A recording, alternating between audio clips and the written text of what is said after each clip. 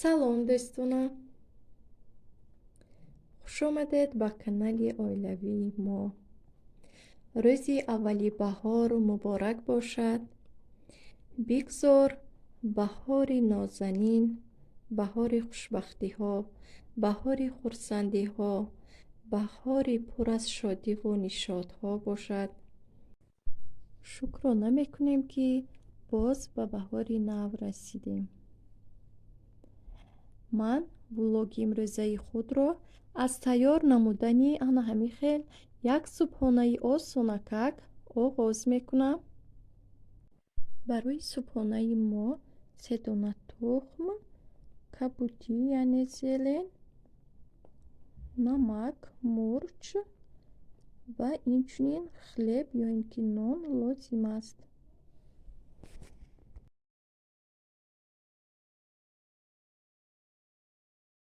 ман дар ин ҷо 3 дона тухмро бо камтар намак ва камтар мурчи сиёҳ яъне чёрни перец ва зелен омехта карда ба он нонҳоро тар намуда ба равған аз ду тарафаш пухта гирифтам. субҳонаи мо тайёр шуд. акнун дар ин ҷо ман мехоҳам барои шумо як намуд пирог аз йогуртро нишон диҳам ки ба ин пироги мо орд дар кор намешавад. дар ин ҷо ман 4 дона тухмро сафедиашро аз зардиаш ҷудо кардам ва ба даруни сафедӣ ан ҳамин хел чанд қатра оби лимӯ меандозем ва миксер мезанем. 50 грамм шакарро ба сафедии тухм оҳиста оҳиста ҳамроҳ карда лат мезанем бо миксер ва дар зарфи дигар бошад зардиҳои тухмро бо шакар 50 грамм, 2 қошуқ крахмал, 300 грамм йогурт ва ванилин навзакак бо блендер ё ин ки миксер омехта мекунем.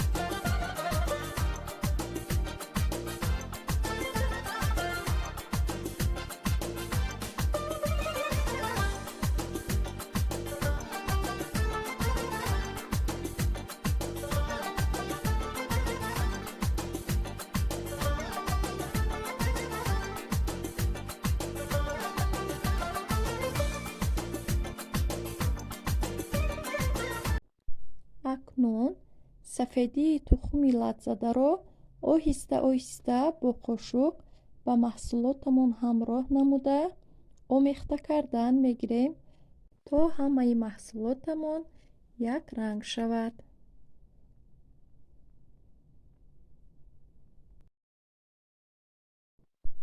ба даруни қолаб коғази пухтупазиро ба на ҳамин тарз мегузорем ва маҳсулотамонро ба дохилаш ана ҳамин хел мерезем ва дар тафтони тасфон ба дараҷаи 160 градус мепазем.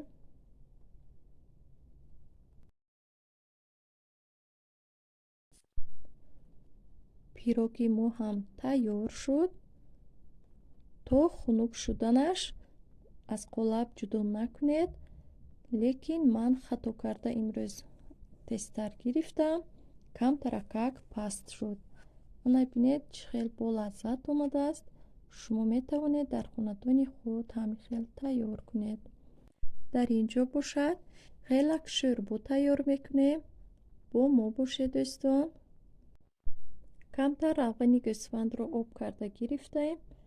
акнун пиёзро камтаракак сурх намуда, баъд аз пиёз картошкаро низ ба дег андохта камтар таф медиҳем ва томатро низ ҳамроҳ мекунем, таф медиҳем ва инчунин паприка яъне болгарскиро ҳамроҳ мекунем. баъд аз он бо гӯшт, пиёз, биринҷ ва камтаракак боз равғани гӯсфанд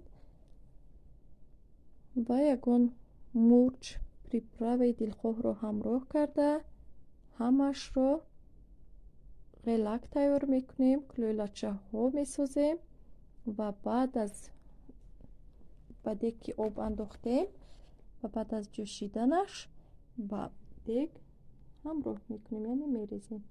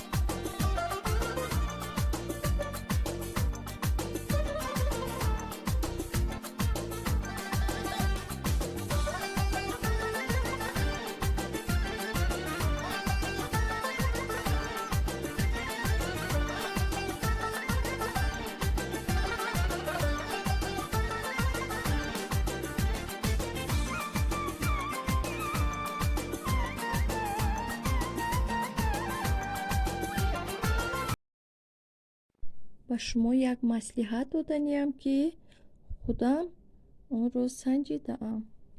вақте ки тобистон ман дар магазин кор мекардам, аниқтараш косметика мефурӯхтам, бисёре аз духтарон ва занон гел алои вера харидорӣ мекарданд ва ҳатто тез тамом мешуд ва боз ҳам тез пурсон мешуданд. ростӣ ман ҳайрон шудам ва аз духтарон пурсидам, ки барои чӣ ин қадар гел алои вера мегиред ва чӣ фоида дорад. онҳо ба ман гуфтанд, ки ҳама вақт инро барояд молида истӣ, чӣ қадар фоидаи калон дорад, ҳамаи зарарҳоро аз рӯ тоза мекунад. ростӣ ман ами хел алои вераро гирифтам ва истифода бурдам. беҳад ба ман писанд омад. дар ҳамин ҷо влоги худро ба охир мерасонам. агар видеоҳои мо ба шумо писанд омада бошад, обуна шудан ва лайк гузоштанро фаромӯш насозед. хайр, то видеоҳои оянда.